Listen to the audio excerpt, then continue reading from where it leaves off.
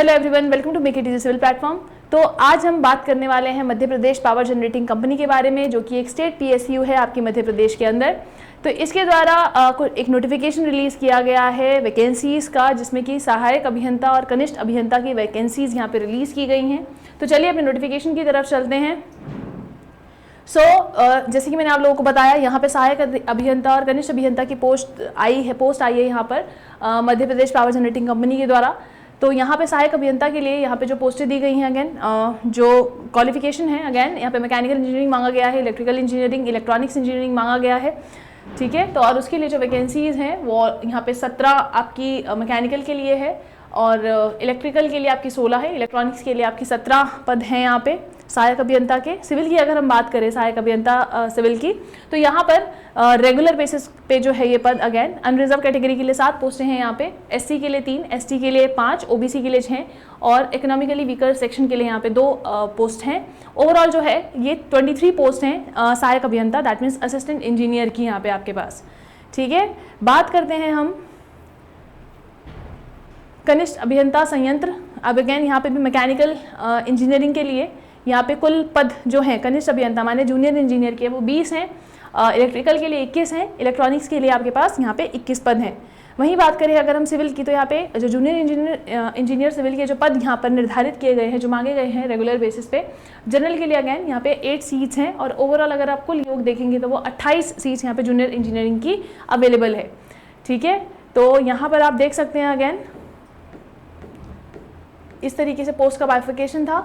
अगर हम बात करते हैं इन पदों की, तो इन पदों में से जो जिसे कहते हैं 87% पद रहेंगे वो तो बिना किसी दिक्कत के यहाँ पे भर लिए जाएंगे, लेकिन जो बाकी के बचे हुए पद हैं तो इन याचिकाओं के तहत वो कुछ 13% जो पद हैं वो यहाँ पर जिसे कहते हैं कोर्ट के अधीन है। जब तक कोर्ट का निर्णय नहीं आएगा तब तक अगेन वो जिसे कहते हैं वो इसमें इंक्लूसिव नहीं रहेंगे। तो 87% जो पद हैं यहाँ पे वो मुख्य भाग पर जारी किया जाएगा, जबकि 13% जो है वो जिसे कहते हैं कोर्ट के ऑर्डर के अधीन है अभी भी, ठीक है ना। जैसे ही कोर्ट का ऑर्डर आएगा उसके हिसाब से वो रिलीज़ की जाएंगी और उसके हिसाब से वो अगेन लिया जाएगा उसके उन पदों पे, ठीक है ना। चयन प्रक्रिया की यहाँ पे बात करें तो यहाँ पे कंप्यूटर बेस्ड टेस्ट होगा आपका, सीबीटी टेस्ट, ठीक है, जिसमें अगेन ये 100 मार्क्स का है और प्रत्येक प्रश्न के जो अंक हैं वो 1 मिलेगा आप लोगों को, ठीक है ना, सही देने पे। तो और अगेन एमसीक्यू टाइप आपका पेपर रहने वाला है यहाँ पे। ये आपके अलग अलग पोस्ट कोड दे रखे हैं, जैसे सुरक्षा अधिकारी का पद कोड P07 है, सुरक्षा सैनिक का ये है, और इसी प्रकार से बाकी भी दे रखे हैं जैसे कि आप देख पा रहे होंगे। फिर बात करते हैं हम आवेदन की। तो जनरल कैटेगरी के कैंडिडेट को यहाँ पे 1200 रुपये पे करने पड़ेंगे, जबकि जो अन्य जिसे कहते हैं कैंडिडेट हैं, अन्य कैटेगरी जिसे कैसे है, या EWS का कोई बच्चा है या दिव्यांगजन है, तो उनके लिए जो यहाँ पे रखा गया है वो 600 रुपये ही रखा गया है आवेदन शुल्क, और जनरल कैंडिडेट के लिए यहाँ पर 1200 रखा गया है, ठीक है। तो अगर आवेदन कैसे करें, तो आवेदन करने के लिए अगेन ये एक साइट हाईलाइट किया हुआ है हम लोगों ने। आप इस पर्टिकुलर साइट पे जाके वहाँ पे आपको पर्टिकुलर डायरेक्शंस दिए हुए हैं इसको भरने के लिए, तो आप इस साइट पे जाएं और इस फॉर्म को भरने की विधि मतलब करें, फॉर्म को भरे आगे वहाँ जाके, ठीक है ना। ये दस्तावेज हैं जो कि बहुत इंपॉर्टेंट डॉक्यूमेंट्स हैं जो आपके पास होने चाहिए अगर आपको फॉर्म भरना है। तो 10वीं की जो अंक सूची है वो चाहिए, जो मध्य प्रदेश का स्थायी निवास प्रमाण पत्र है वो भी चाहिए, जाति प्रमाण पत्र अगर आप किसी जाति से हैं तो वो भी चाहिए, ठीक है ना। और जिसे कहते हैं वैध एवं मान्य आय एवं संपत्ति का प्रमाण पत्र, मध्य प्रदेश के मूल निवासी आर्थिक रूप से कमज़ोर वर्ग के आवेदक को हेतु ही ये देना है, मतलब जो इकोनॉमिकली वीकर सेक्शन के अंडर आते हैं या इकोनॉमिकली वीक हैं और मध्य प्रदेश के हैं, मूल निवासी हैं, तो ये उनके लिए मान्य है। और इसी तरीके से आपको अगर दिव्यांग है तो उसका प्रूफ देने के लिए प्रमाण पत्र देना पड़ेगा। एक्सपीरियंस अगर आप हैं, जैसे अगर आप पोस्ट कोड P01 या 02, 03, 07 इन सब के लिए अप्लाई कर रहे हैं तो आपके लिए एक्सपीरियंस सर्टिफिकेट भी वहाँ पर है, तो वहाँ पे वो भी आपको प्रोड्यूस करना पड़ेगा, ठीक है ना। और अपनी फ़ोटोग्राफ तो अगेन ये तो चाहिए ही। बात करते हैं हेल्पलाइन नंबर की। अगर आपको किसी भी तरीके की दिक्कत आती है तो आप इस हेल्पलाइन नंबर पे कॉल करके यहाँ पर अपनी जिसे कहते हैं प्रॉब्लम का सॉल्यूशन जान सकते हैं। और अगर हम बात करते हैं इसको भरने की तारीख की, तो जिस तारीख से आप भर सकते हैं वो है 23/7/2025 और यहाँ पर जो लास्ट डेट रहेगी वो रहेगी आपकी 21/8 मतलब 21 अगस्त 2025। क्लियर?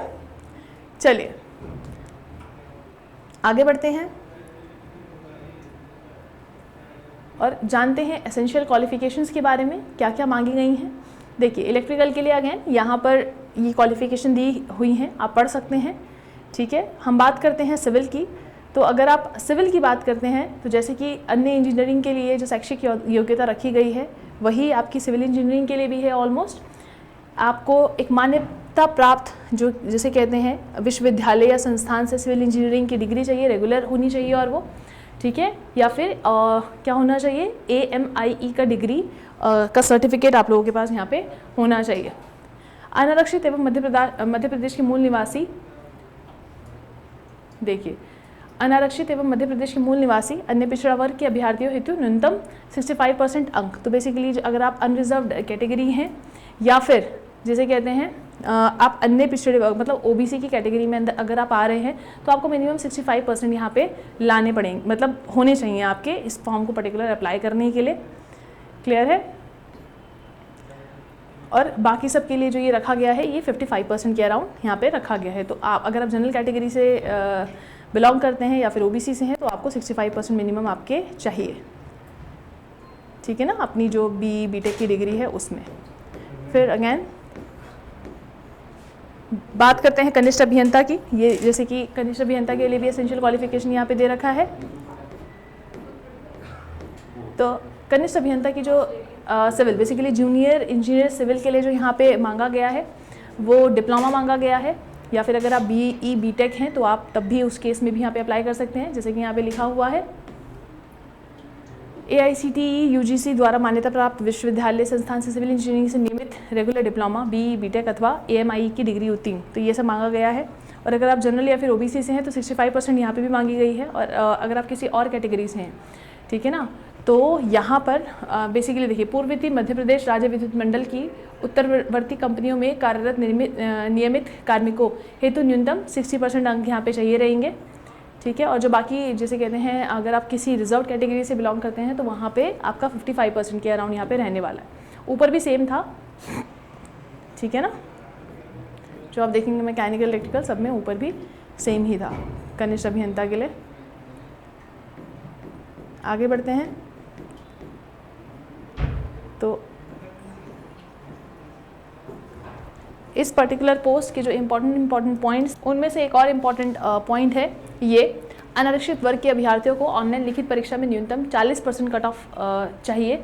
और अगर आप किसी जाति से बिलोंग करते हैं, पर्टिकुलरली अनुसूचित जाति, अनुसूचित जनजाति, आर्थिक रूप से कमज़ोर वर्ग या अन्य पिछड़ा वर्ग या दिव्यांगजन, कुछ भी अगर आप किसी भी कैटेगरीज हैं तो आपको मिनिमम 30% कट ऑफ अंक प्राप्त करने ज़रूरी है, मतलब लाने बहुत ज़्यादा क्या हो जाते हैं, ज़रूरी हो जाते हैं। यहाँ पर बात करते हैं प्रशिक्षण अवधि की। तो आपको असिस्टेंट इंजीनियर की पोस्ट के लिए जो प्रशिक्षण अवधि है वो 1 वर्ष की है, और इसके लिए जो न्यूनतम वेतन आप लोगों को दिया जाएगा लगभग 56,100 रुपये के करीब दिया जाएगा। ठीक है ना, और उसके बाद आपका 2 साल का प्रोबेशन पीरियड रहने वाला है। जैसे कि आप देख सकते हैं सहायक अभियंता सिविल के लिए यहाँ पे 56,100 बेसिकली जो न्यूनतम वेतनमान रहता है वो आपको ट्रेनिंग पीरियड में दिया जाएगा।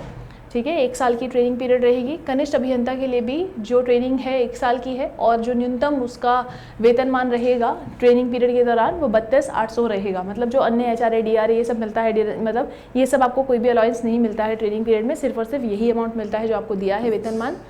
और बात करते हैं अगर हम जिसे कहते हैं प्रोबेशन पीरियड की, तो परिवीक्षा जो अवधि रहती है यहाँ पर असिस्टेंट इंजीनियर के लिए आपकी जो या इन पद कोड के लिए P01, P023 and up till 708 इनके लिए 2 वर्ष की है। और अगर आप पद कोड 09, 10 और इन जिसे कहते हैं अन्य 11, 12, 13 अप टिल 21 देखेंगे तो इन पदों के लिए जो परिवीक्षा अवधि या प्रोबेशन पीरियड रहेगा वो 3 साल का यहाँ पे रहने वाला है।